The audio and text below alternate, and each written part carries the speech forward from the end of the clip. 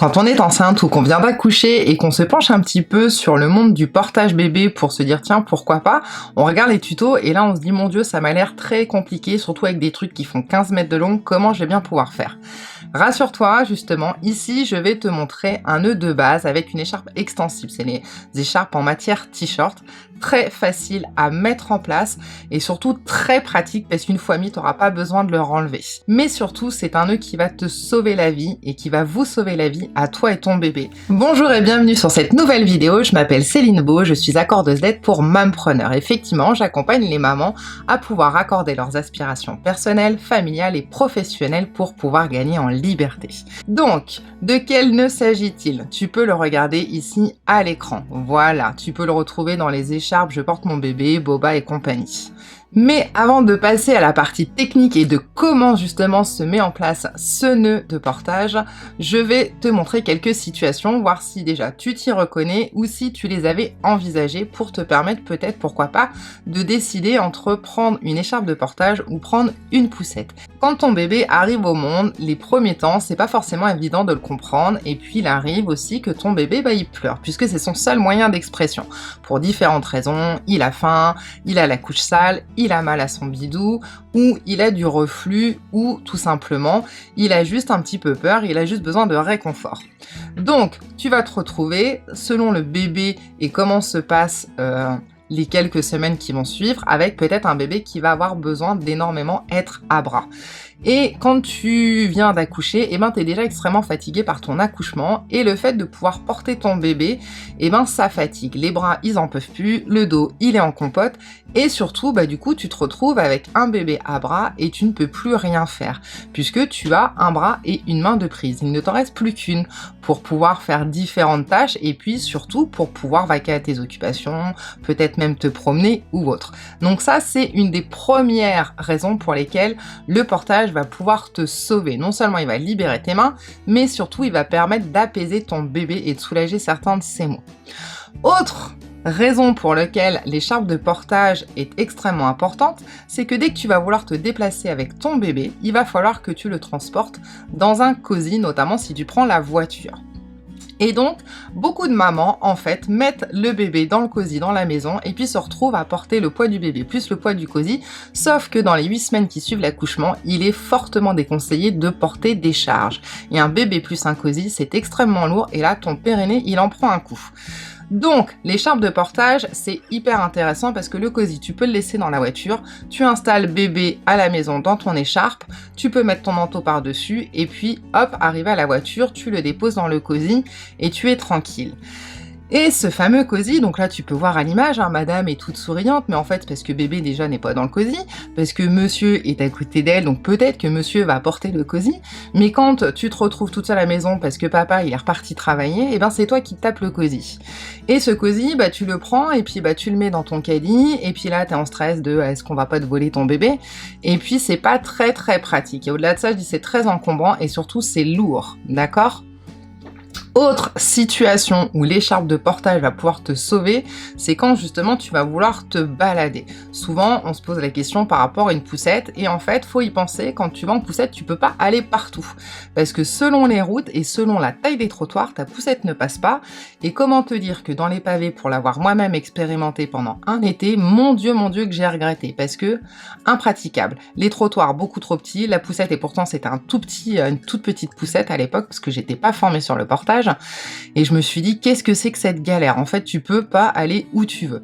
Alors qu'en écharpe de portage, tu te balades où tu veux. L'écharpe, elle se met dans un sac, ça prend pas de place. Selon les écharpes que tu prends, tu peux même les mettre autour de ton cou. Et donc là, t'es complètement tranquille et il suffit d'installer, désinstaller bébé à loisir comme bon te semble. Et donc ça, c'est à penser quand tu pars en vacances, même quand tu veux prendre l'avion, l'écharpe de portage, t'es pas encombré avec ta poussette où là tu dis à l'embarquement, qu'est-ce que j'en fais? Donc ça, c'est aussi très judicieux. Autre point à penser, c'est dans tes balades quand t'as des escaliers, parce qu'il n'y a pas des ascenseurs partout. T'es bien en galère avec ta poussette dans les escaliers, ça faut que tu le saches. Donc que la question ne se pose pas quand tu es en écharpe de portage. Donc tu vois, il y a déjà quand même quelques avantages à avoir une écharpe de portage et à trouver un nœud facile à installer. Donc, et des avantages et des bénéfices, il y en a beaucoup d'autres. Donc, en priorité, les bénéfices, ils sont pour ton enfant. Tu as juste à regarder certaines photos. Si tu regardes un petit peu le développement de l'enfant, les besoins de l'enfant, un des besoins premiers, c'est le besoin affectif, la sécurité affective. Et un bébé, pour être rassuré, il a besoin non seulement d'être en contact visuel, mais en contact corporel. Puisque par le contact, au niveau de l'épiderme, il va se dégager des choses, des endorphines qui vont l'apaiser, qui vont le calmer. En plus de ça, en étant à ton contact, il va avoir ton odeur et il va beaucoup mieux entendre ta voix. Et ne serait-ce qu'en étant posé sur toi, il va entendre les vibrations de ta voix, ce qui va lui rappeler quand il était dans ton ventre. Donc, que des avantages pour ton bébé. Une fois que sa sphère affective, elle est ok, du coup, il va pouvoir se développer plus tranquillement et s'ouvrir au monde social, au niveau de la vue et compagnie. Donc ça, c'est important, d'accord? Pour les bébés reflux, il y a certains nouages qui sont décommandés et d'autres qui sont plutôt recommandés puisque un bébé reflux, il va se tendre, il va se mettre en hyperextension et donc il y a certaines écharpes qui conviennent moins, mais ça, on le verra dans d'autres vidéos. Autre avantage, comme je disais, quand ton bébé a des coliques, quand ton bébé a des gaz ou autre, eh bien le fait d'être contre toi, non seulement comme il va être contre toi ou le papa, hein, mais en tout cas une personne d'attachement, eh ben il va être rassuré, apaisé, ça va lui permettre de mieux gérer ses douleurs. Et au-delà de ça, d'être ventre à ventre contre toi, ça va avoir sa chaleur plus la tienne, plus votre respiration, ça va le masser, ça va pouvoir le détendre. Pour les bébés reflux, le fait d'être en portage, ça verticalise.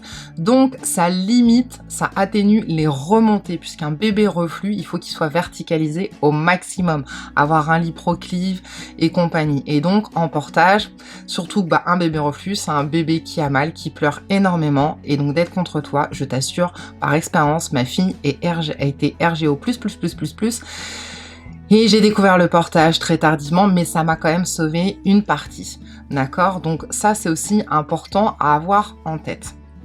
Après, le gros aussi avantage, comme je disais, c'est pour toi, la maman. Puisque, comme je disais, on est fatigué après un accouchement et puis on se retrouve isolé parce que papa est reparti travailler, parce que tout le monde travaille et donc tu es tout seul à la maison, même si tu kiffes ton petit bout, et ben tu te retrouves limité à, on te dit il faut dormir quand il dort, ok, mais s'il dort pas, comment tu fais?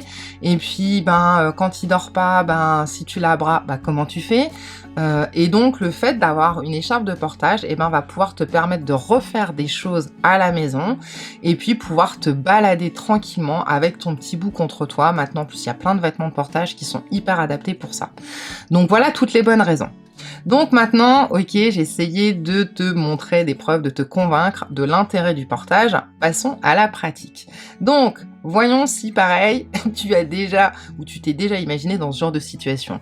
Comme je disais, quand tu vois les tutos, des fois tu dis ah ça a l'air simple, puis t'essayes et là tu dis mais c'est une galère, pourquoi moi j'y arrive pas? Tu t'emmêles les pieds dans l'écharpe, tu te retrouves, tu sais plus comment faut faire les nœuds, enfin voilà. Donc maintenant, voilà comment installer ce type d'écharpe de façon rapide et efficace. Je te laisse regarder.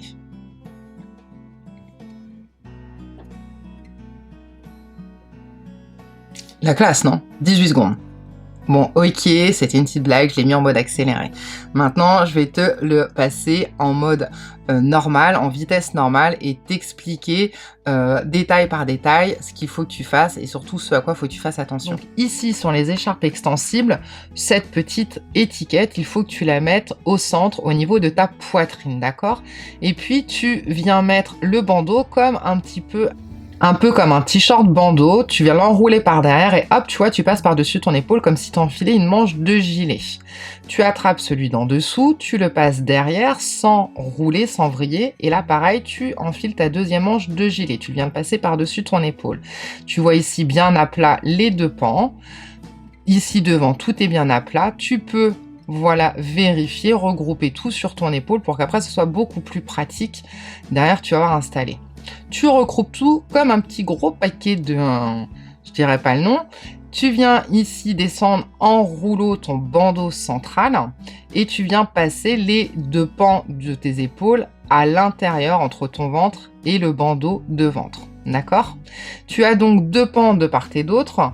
que tu détends pour vérifier que ça n'a pas vrillé, un sur l'épaule droite, un sur l'épaule gauche, et puis comme un bandeau de poitrine. Les deux pans qui viennent de tes épaules, tu vas simplement les croiser sur ton ventre. Peu importe pour le moment que ce soit le pan droit sur le pan gauche ou le pan gauche sur le pan droit.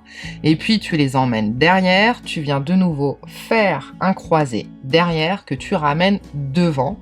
Et là, tu vas pouvoir faire ton double nœud sur le devant, sur le côté comme tu veux, mais pense bien, c'est double nœud, c'est question de sécurité. Tu descends le bandeau central, tu écartes un petit peu les pans des épaules puisque c'est là que va s'asseoir, tu vas venir asseoir ton bébé. Tu vas donc chercher ton bébé, tu le soutiens à la base des fesses et sous la nuque et tu viens le déposer haut sur l'épaule. Hop, petit stop important. Ici, je viens déposer le bébé sur mon épaule droite. Pourquoi? Parce que le pan d'écharpe qui est sur mon épaule gauche est le plus en dessous, d'accord? Et c'est le premier qu'on va venir soulever pour passer la jambe de mon bébé, d'accord?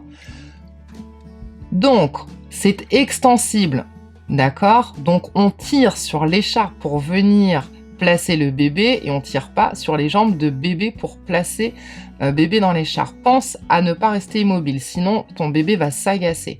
Donc, tu tires sur le pan d'écharpe vers le bas pour pouvoir faire glisser sa jambe, venir placer le bandeau dans le creux de son genou, de manière à ce qu'il ait les fesses qui soient un peu dans le vide, un peu comme s'il était sur une corde de balançoire. Ton bébé se retrouve assis sur une croix, donc, d'accord, avec les fesses dans le vide, tout en te balançant un petit peu pour laisser le poids redescendre. Tu vas avoir le bébé en position physiologique avec les genoux un peu plus haut que la ligne de hanche, d'accord? Cette ligne au niveau des hanches, elle est un peu plus compliquée à avoir pour les bébés reflux. Il faut au moins que ce soit au niveau des hanches pour les bébés reflux, d'accord? C'est plus compliqué de lui remonter les genoux vers le nombril puisque ça vient appuyer sur l'estomac et donc accentuer le reflux. On continue. Une fois que ton bébé est installé, donc, tu vas déployer le pan inférieur de creux de genou à creux de genou, tu vois, pour lui faire une véritable assise. Tu déploies sur son dos de façon à ce qu'il n'y ait aucun pli. Tous les plis, tu les ramènes vers le creux de son genou, ici, gauche pour lui, et ça vient recouvrir son épaule. Puis tu fais la même chose sur le pan supérieur, ici, comme tu vois. Je viens jusqu'à son creux de genou, donc d'un creux de genou à l'autre. Je détends bien le tissu pour qu'il n'y ait aucun pli sur son dos. Ça vient se croiser à la base de sa nuque. Ici, il a les pieds bien dégagés, d'accord? Il reste donc la troisième couche de tissu. Et là, pareil, c'est extensible. Je tire sur le tissu vers le bas pour pouvoir faire passer les jambes. Mais c'est pas les jambes que j'attrape pour passer dans l'écharpe, d'accord? Et à partir de là, tu viens remonter la bande de tissu jusqu'à la base de sa nuque. Et pareil, tu lisses le tissu. Tout l'excédent de tissu, tu viens le glisser sous ses fessiers, ça vient renforcer son assise. Et à partir de là, il y a 3 couches sur le dos de ton bébé, il est en sécurité, il n'a aucun moyen de tomber. Ce qu'il faut penser, c'est bien dégager ses voies respiratoires, comme tu vois ici. Donc tu peux détendre sur les épaules, comme des manches de t-shirt, et tu as 2 façons de faire des volts. D'accord? Ici, je regroupe pour faire une volte vers l'extérieur. Tu vois, ça vient dégager. Donc, un petit peu comme une manche de tissu retroussé, de t-shirt retroussé, pour venir dégager ses voies respiratoires. Pense bien à remonter ses petits mains au niveau de son visage. Pourquoi? S'il a les mains qui pendent, en fait, ça ne permet pas le retour veineux. D'accord? Donc, il va avoir le sang qui va stagner dans le bout des doigts, c'est pas génial. Et là, t'as vu, c'est miraculeux. Bébé, il est en sécurité, il risque pas de tomber. Et puis moi, j'ai les mains libérées. Je peux danser, faire pomper l'up, faire tout ce que je veux, quand je veux, où je veux. C'est la fête du slip. Donc tu vois, c'est hyper simple à installer. N'hésite pas à t'entraîner avec un coussin au départ. Et une fois que ce nœud-là, il est fait, t'as pas besoin de défaire et refaire à longueur de journée. Tu peux le faire le matin. Et ensuite, t'as juste à sortir bébé de l'écharpe. Tu gardes le nœud contre toi, l'écharpe installée contre toi, si c'est un bébé qui a besoin d'être souvent à bras. Et puis, c'est terminé. T'es tranquille pour ta journée. Pour sortir bébé, c'est pareil. On tire d'abord le bandon, on le roule, la troisième couche là, pour dégager les jambes.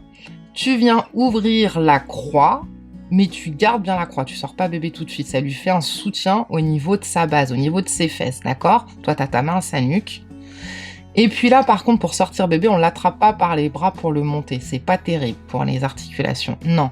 Une main à la base, une main à la nuque. Tu te penches et tu vas voir, ça fait du vide. Et là, hop, tu peux le sortir sans aucun souci.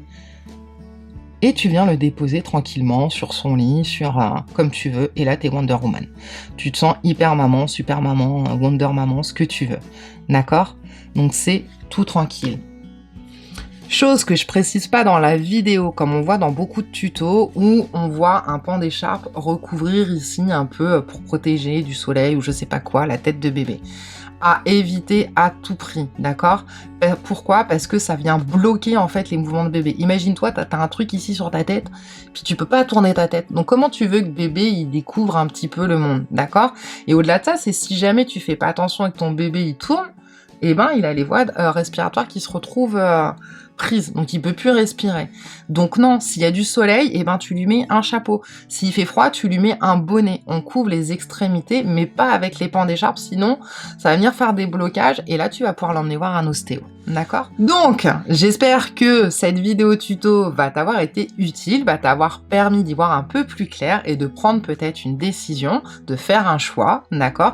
N'hésite pas en tout cas dans les commentaires à me laisser des questions si tu en as besoin, si tu as des interrogations, des conseils sur des écharpes, il n'y a pas de souci.